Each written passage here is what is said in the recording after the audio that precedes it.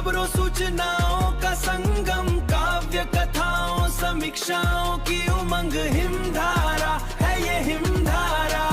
सुनिए खुद दुनिया को भी सुनाइए, शेयर करिए और कमेंट भी बताइए। हिमधारा है ये हिमधारा। नमस्कार।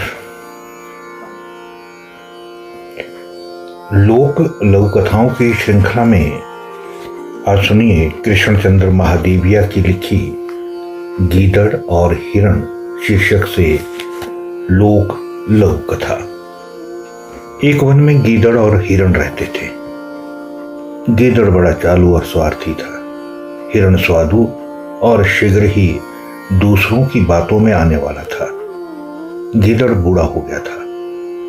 हिरण को देखकर उसका दिल सदा उसका मांस खाने को ललचाता रहता था। देखिए, रहते तो दोनों साथ, पर गीदड़ के विचार बहुत अधिक नीच थे।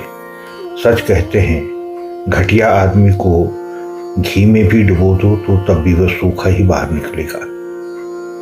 गीदड़ ने अपनी चिकनी चुपड़ी बातों में उलझाकर हिरण को अपनी बातों में फंसा लिया था।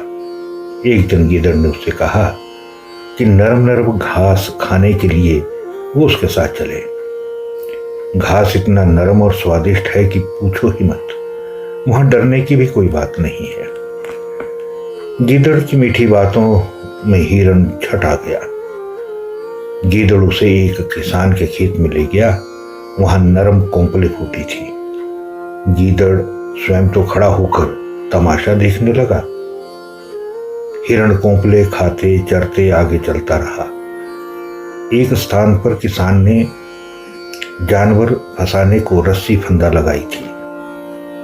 हिरण को जीवा के स्वाद और खूब खाने के लालच में कुछ दिखाई ही नहीं दिया और उसकी गर्दन उस फंदे में फंस गई। गीदड़ तो चाहता भी यही था। हिरण घुटे घुटे गीदड़ को आवाज लगाई, मामा गीदड़, मुझे आकर छुड़ा लें। फाही की रस्सी चमड़े की बनी हुई थी। इसे तुम झट अपने दांतों से काट सकते हो।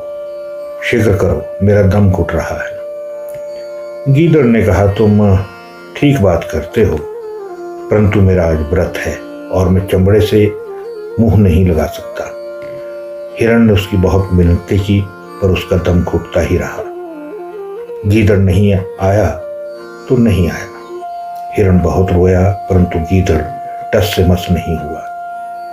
हिरण फंदे में फंसकर मर गया। गीदड़ की मौज आ गई। वो धीरे धीरे हिरण के पास गया और कई दिनों तक उसके नरम मांस का लुत्फ उठाया। इसलिए जी, जो व्यक्ति दूसरों की बातों में आता है वो फूटे ढोल सा हो जाता है। ये थी कृष्णचंद्र महादेविया की लिखी लोक लघु कथा गीदड़ और हिरण। लोक लघु कथाओं में आज इतना ही। फिर मिलता हूं किसी नई लोक कथा के साथ। नमस्कार।